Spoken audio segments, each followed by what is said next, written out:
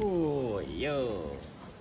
Kita ada special hari ni daripada Mr. Chew. Okey. Tengok dalam dia.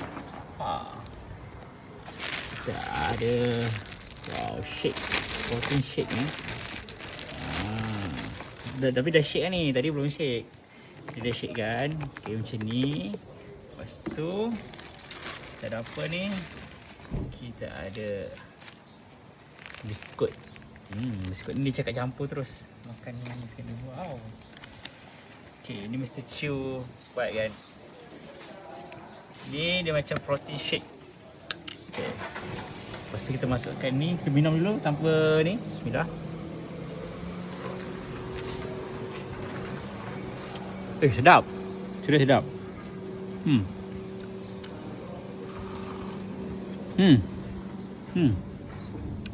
Sedap. Okay, kita masukkan biskut.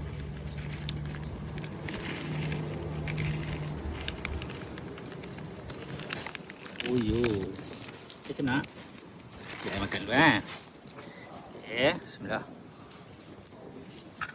Sedap ah. Shake sikit.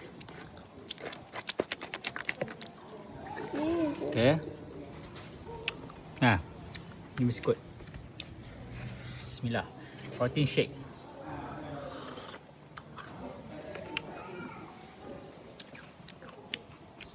Wih.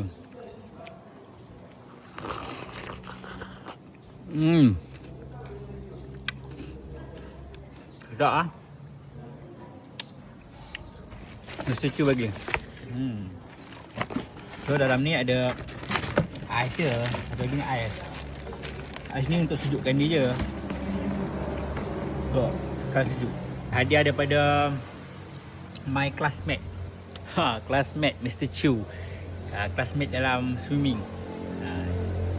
Ni adalah protein shake Mr. Chew yang bagi. My classmate. Tengok.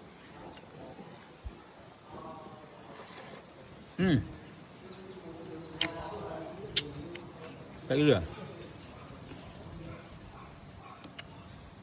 Siapa nak dapatkan? Tekan boleh WhatsApp nombor saya. Tak. Nak je? Dah.